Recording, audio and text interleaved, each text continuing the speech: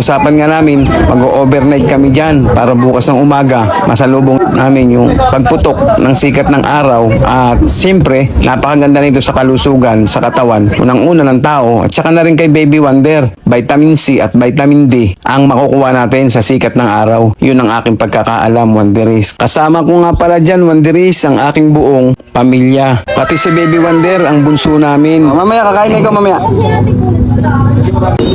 Ano, gutom na? Oo, titimpla na ako pagkain.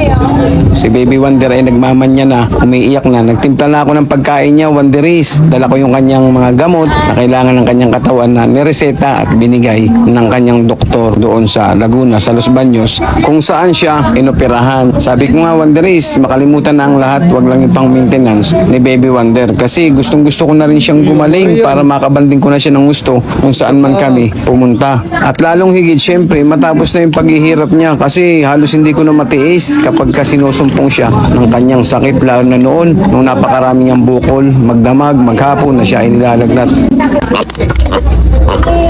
Sarap ng tulog mo. Pahinga ka lang dyan, masakit pampa. Stay lang dyan, stay, sleep. Sleep lang, sleep. Sige na, sleep lang ikaw. Hindi na makita iwanan eh. Ayan, sleep lang diyan, sleep lang. Ikaw magpahinga at yung paa mo'y puro sugat oh. Oh. Oh, di ba? Puro sugat yung paa mo. Sige na, sleep na.